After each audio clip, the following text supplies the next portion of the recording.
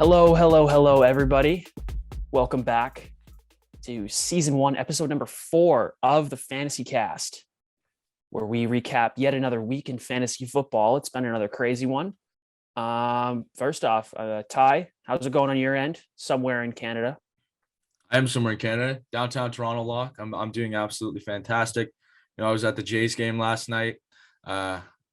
I saw their rear end handed to them by the Yankees stack lineup there, so that was a lot of fun. But we're going to talk about this. This is a great week in football. Not for my fantasy team, but it's a great week in football. How about you? Dude, I had a great weekend. It was great. So, here in Massachusetts, we started off the weekend. It was Saturday. Got a nice 5-2 win in exhibition. Final preseason game. So we go into the regular season on a high note. It was great. Saturday night, we went to a fair with some of the guys on the team, which was a lot of fun. And then Sunday, first day off of the season. First day off. So I didn't leave my bed basically for like a few hours at a time because I was just watching football. It was great. I was watching football day games on a Sunday. It was unreal. And I was flipping between Bills and Falcons game, of course. I would flip to the Falcons game, kind of crappy football at times. Falcons Giants, but then I'd flip to the Bills game and they just slaughtered the football team. Yep. Just slaughtered them. Not even close. And it was weird because when I was watching the Bills game, I was watching Josh Allen drop back in the pocket. I was like, oh, here we go. Here we go. It's happening. Things are happening in Buffalo. But he kept throwing to Emmanuel Sanders. And I was like, damn, I didn't start Sanders this week. Yeah. And he ended up having quite a good week.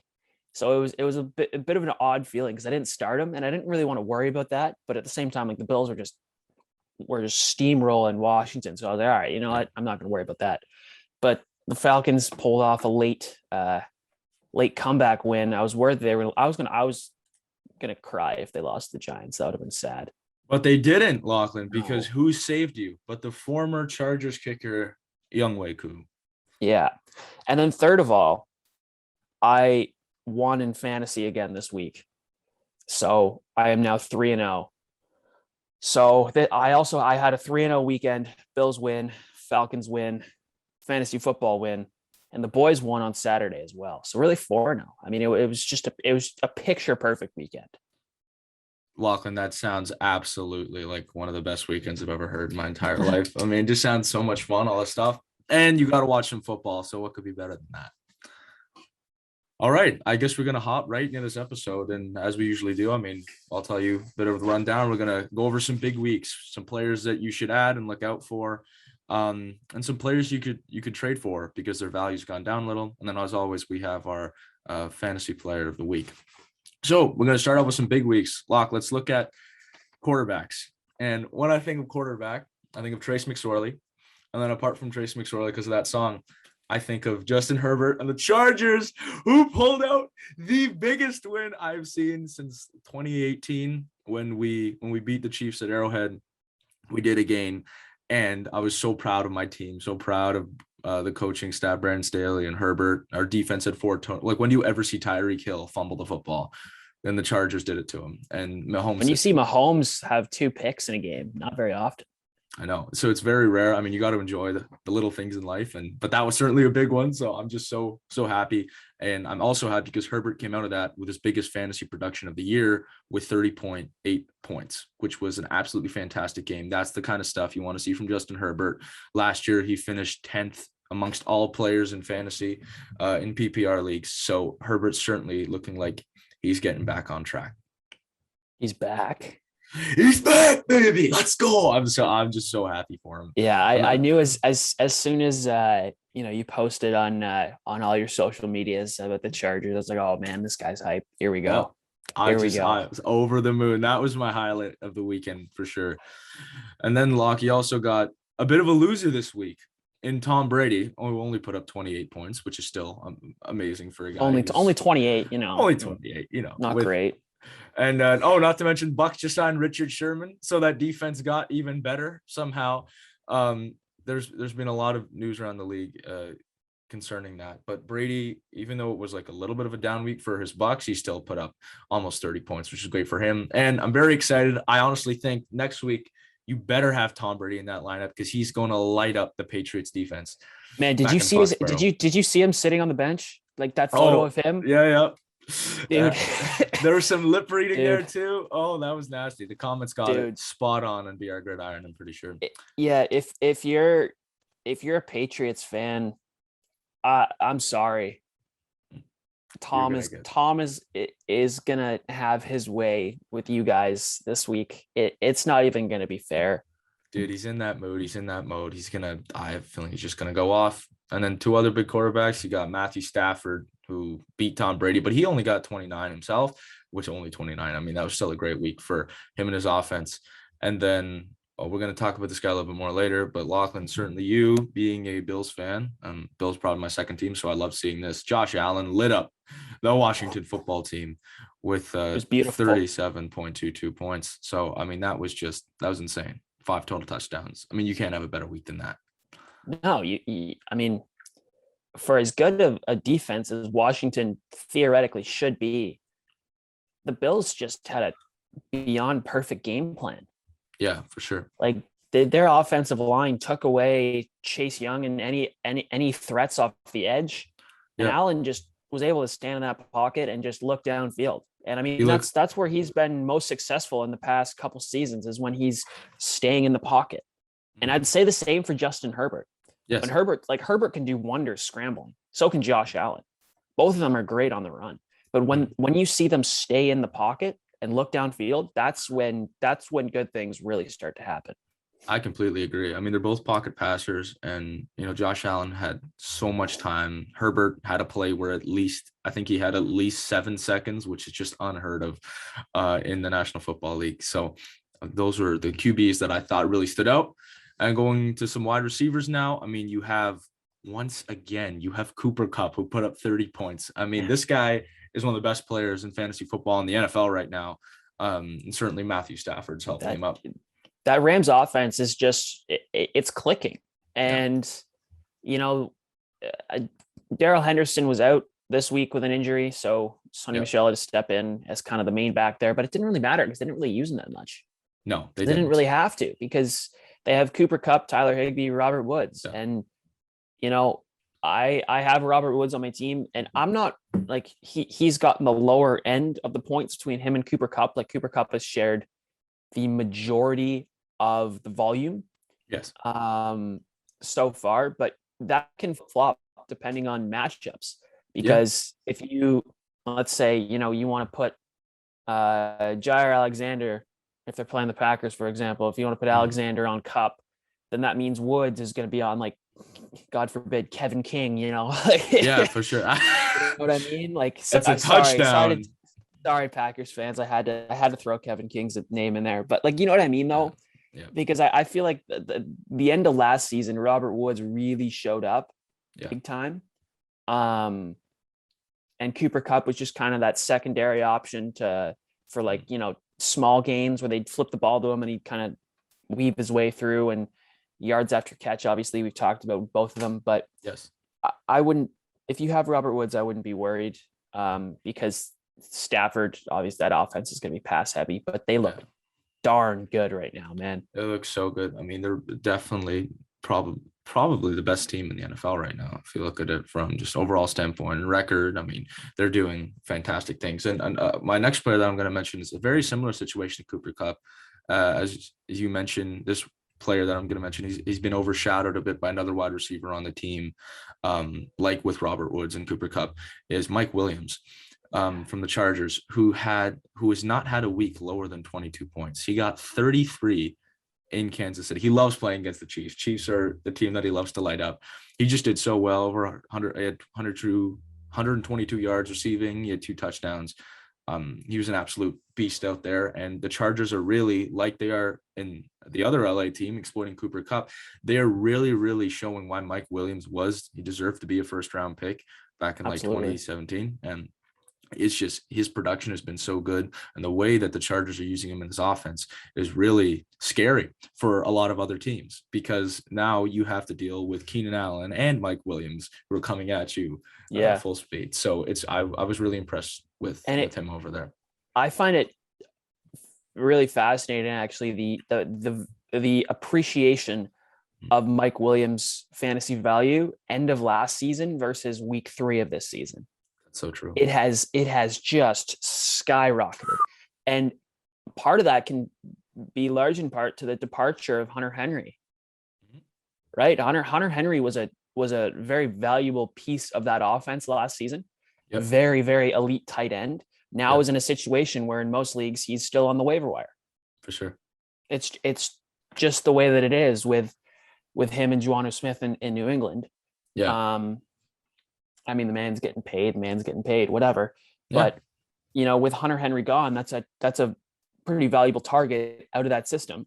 And that, I think, has done wonders for Mike Williams, because Herbert now really trusts him downfield. And I think we're seeing that, like, no weeks under 20 points to start the season. Like, yeah. Okay. Wow. Absolutely incredible. And I know in most leagues this guy's drafted like 9th, 10th round. So this is kind of like that Stephon Diggs pick last year. It's that kind of value that you're getting out of Mike Williams right now. And hopefully, if he stays healthy, he'll be able to keep that up. Moving on, last couple of players, we got Brandon Cooks, who's had his lowest score scoring in fantasy has been 18 points. He put up 20 this week, and it's just a horrendous situation over there in Houston. But that being said, he is a bright spot in that offense. He is the bright spot there. Yeah, so he had a good week. Justin Jefferson, finally, we see another good week from him, putting up 26. And then Devontae Adams, of course, who put up 31 in that Sunday night game in the Bay Area. So they left too much time on the clock, man. They left too much time.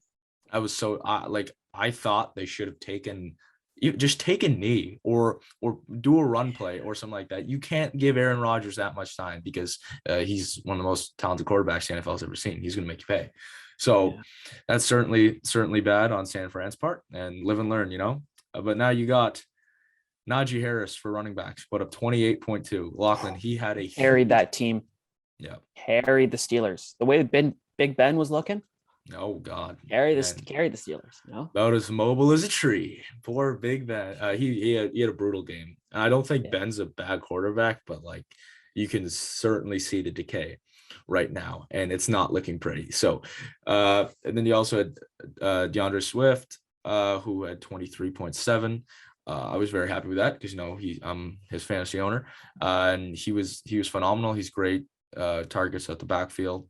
And then Derrick Henry, Lachlan, he treated us to a rare 19.4. That's one of those games where Derrick Henry is just kind of in the middle there. He didn't do too much. That'll be. So. I'd be shocked if he puts up 2 more performances in the teens. Yeah. This season, because we've said it before and we'll say it again. It's either 5 or 35. Pick your poison. Yeah, Derrick. That's definitely Derrick Henry for you. So those are the players we like to highlight who had pretty big weeks. Also, honorable mention Tyler Higbee, we mentioned before. I think he had 15 points, and he's certainly being used in that Rams offense. But now we're going to transition to players who we think you guys should add. And Lachlan, I believe you have a wide receiver from Denver to talk about. Yeah, I got a couple wide receivers to talk about off the hop here, but first one being Tim Patrick. And if you haven't heard that name, that's perfectly fine, because honestly, not a very sought after name in the NFL. Yep. He's right now kind of a number 3 target in Denver, and has been elevated to a wide receiver 2 simply because Jerry Jeudy's on the IR right now. Like if we're being real, that's why Tim Patrick has been elevated. But in saying that, though, he's had 3 darn good weeks considering his position. First week, he had 13.9, then 12.7, then this past week, 14.8 points. That's not bad. That'll earn you a borderline flex play in any league. Right? And absolutely. He has 2 touchdowns in 3 games. And week 3 was his first time all season in a game without a touchdown. And he got the most points. had at least 4 targets every game. So the volume seems to be there. But one thing I will point out to you, Denver is 3-0, but their first 3 opponents at the Giants, at the Jags, hosted the Jets. And they have a combined record of 0-9, the opponents Yeah. that they beat. So, you can look at this 2 ways. Denver's winning the games they need to win, or this first 3 weeks is literally extended preseason. I don't know. For sure. No, but I agree with you. You definitely have to take that into consideration because, I mean, when they play a more legit team, you're definitely going to see less production. That being said, though, those 3 games, they still won those games. Denver wasn't the best team in the league, obviously, last year. So they still came out and were able to win those games, and they're building confidence along the way. That's 3 wins in a row. Like Lachlan's fantasy team, Yeah. 3 wins in a row. They're feeling it right now. They're in a groove. They're ready to roll. And, I mean, that's disconcerting if you're another team coming in and like, oh crap, these guys haven't lost this year, right? So you have to keep that under consideration. But Tim Patrick, they're playing Baltimore this week, so that defense is a little bit injury riddled. We'll see how Denver does and how Tim Patrick does specifically. But I'd look at Tim Patrick as more of a short-term investment on the waiver wire, because Jerry Jeudy is going to be back in 3 to 5 weeks, I'd say. Something like that. From his high ankle sprain sustained in week 1. So Tim Patrick will for sure be more of a shorter term investment in play. And maybe you could sell high on him if he has a good week. But right now I'd look at considering him for your flex. I mean, in deeper leagues, he's absolutely going to be in the flex conversation. But in a 12 team and below, he's borderline there.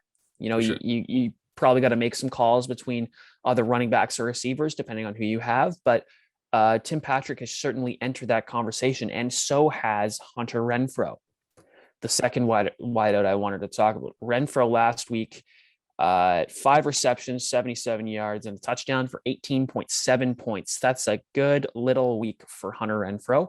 Sure. And Hunter Renfrow also has had every week this season in double-digit figures, and he's playing with a damn good quarterback, Derek Carr. He's slinging the rock right now. I think he has about 1,200 yards on the season. Yeah, leading the NFL in passing yards. And his lowest targets this season, Hunter Renfrow, is 6, and that was week 3. He had 9 targets and 7 targets and 6 targets. Yeah, weeks 1, 2, and 3. So he's getting that ball. So he's getting the looks. They're coming his way.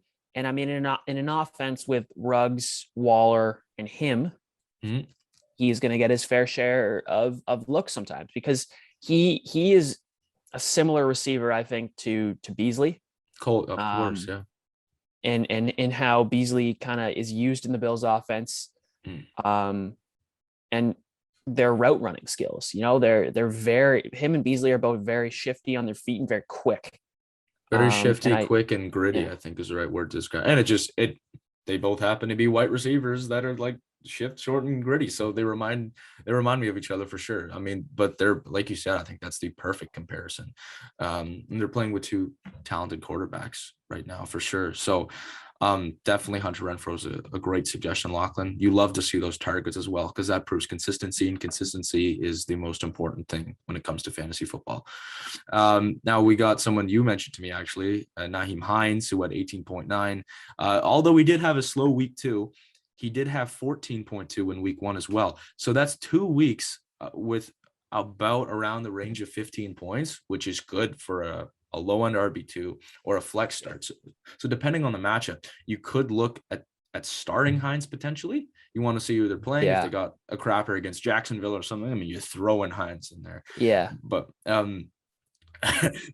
he's certainly a talented player. And, Jonathan Taylor's struggling a little bit. And it doesn't help that Quentin Nelson's out, which is unfortunate, because he is the best player on that team. Moving on, the Buffalo Glock with Cole Beasley, who had 20 points this past week. So that Buffalo offense is just scary. You have Diggs, you have Emmanuel Sanders, at 26 himself. He had again, I was watching the game and I was like, damn, I should have started Sanders. Yeah. But I mean, it's hard. It's kind of hard to tell, because there's it's like the Buck Yeah. situation almost, where you're gonna get a good week from two of them, and Yeah, one might and have there's a lot of options in that offense as well because yeah. Singletary had a good week in Mm, week 2, mm, and I wouldn't really. I was never really going to draft anyone in the Bills running game just because Josh Allen either runs the ball himself and I'll take a yeah, hit from a linebacker any day, or he's just going to sling the ball downfield.